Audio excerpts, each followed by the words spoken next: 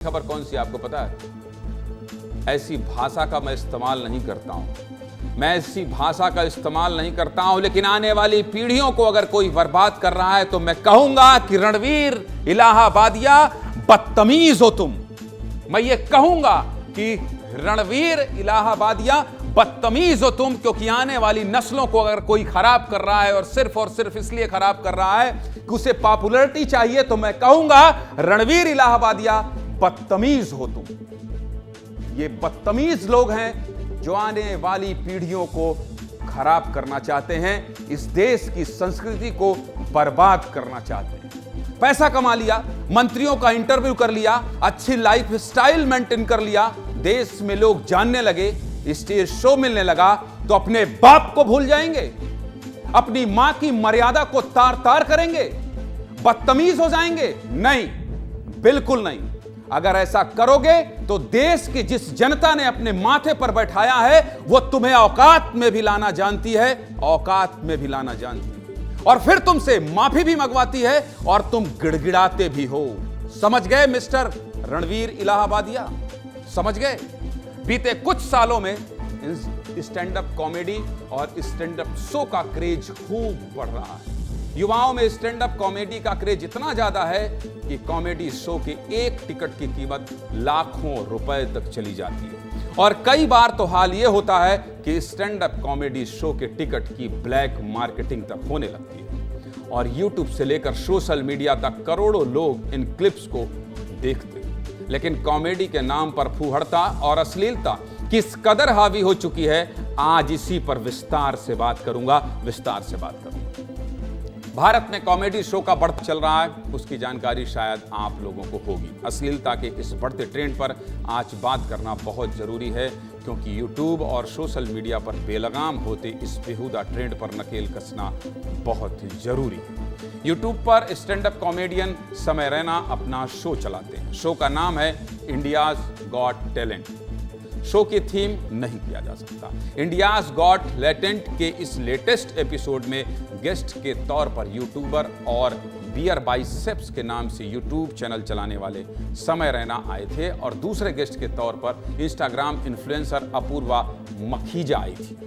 इस एपिसोड में रणवीर इलाहाबादिया ने बदतमीजी की सारी हदें पार कर दी। दुनिया का सबसे पवित्र और भावुक रिश्ता है माता पिता का, लेकिन उसके बारे में भी वो बातें इस शो में कही गई जो बोलना तो दूर हम और आप तो ये भूल जाएगा रणवीर इलाहाबादिया बदतमीज ये भूल जाएगा कि तमीज क्या होती है। इसलिए मुझे भी चीखना पड़ेगा।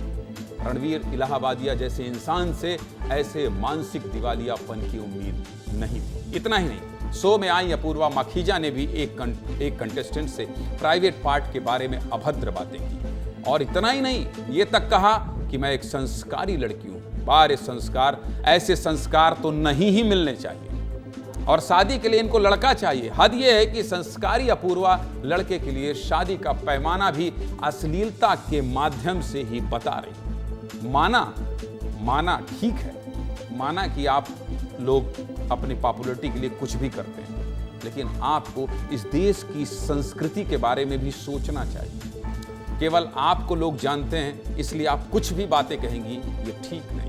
अपूर्वा की बातें इतनी आपत्तिजनक हैं कि उन्हें सुनाया तक नहीं जा सकता, लेकिन माँ बाप पर अभद्र टिप्पणी करना और खुलेआम सेक्स की बातों को कॉमेडी तो कतई नहीं माना जा सकता। अगर इसे कॉमेडी समझते हैं तो ऐसी कॉमेडी और कॉमेडियंस को हमेशा के लिए बैन कर देना चाहिए, बंद कर देना चाहिए। रणवीर इलाहाबादिया बदतमीज की इस टिप्पणी के बाद हर सोशल प्लेटफॉर्म पर ने भी इस बयान का विरोध किया है, और महाराष्ट्र के मुख्यमंत्री देवेंद्र फडणवीस कह रहे हैं कि सख्त से सख्त कार्रवाई करेंगे। क्या कहना है महाराष्ट्र के सीएम और महिला आयोग की पूर्व अध्यक्ष को, का सुनिए।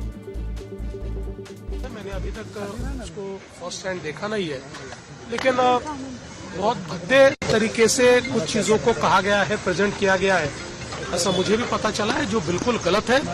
अभिव्यक्ति, इसकी भी कोई मर्यादाएं है।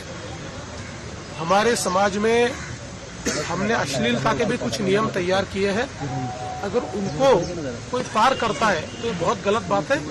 अगर ऐसी कोई बात होती है तो उसके ऊपर कार्रवाई, चाहे महिला हो या पुरुष, इस प्रकार के भद्दे मजाक सोसाइटी इसको कभी भी एक्सेप्ट नहीं करती और ना ही ये एक्सेप्टेबल है। एक माँ के उसके ऊपर जोक करना या किसी विमेन की बॉडी के ऊपर जोक करना, चाहे वो लड़की हो या लड़का, अच्छा नहीं लगता और कहीं ना कहीं दिखाता है कि किस तरह से ये मॉरली डाउन जा रहा है जो आज का जो युवा है।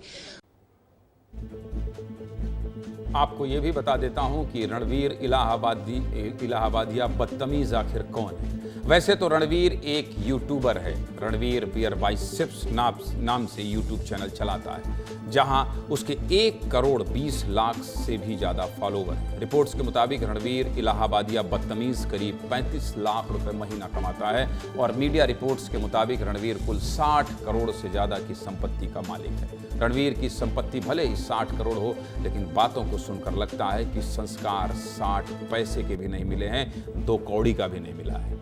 अब चौतरफा भद पिटने के बाद रणवीर इलाहाबादिया बदतमीज ने माफी मांगी है। क्या कह रहा है, सुनिए। My comment wasn't just inappropriate, it wasn't even funny. Comedy is not my forte. I'm just here to say sorry. Many of you asked if this is how I wish to use my platform, and obviously this is not how I wish to use it. I'm not going to give any context or justification or reasoning behind whatever happened. I'm just here for an apology. I personally had a lapse in judgment. It wasn't cool on my part. Mister Ranveer, बदतमीज, ऐसी माफ़ी नहीं चाहिए। आप comedy ना करें, वो ही बेहतर है। ज़रूरत भी क्या है कॉमेडी के नाम पर फूहड़ता फैलाने वाले आप जैसे कलाकार की। और सुनिए, जब आप बदतमीज हो जाते हैं तो क्या होता है पता है आपको? आपके शो कैंसिल होने लगते हैं।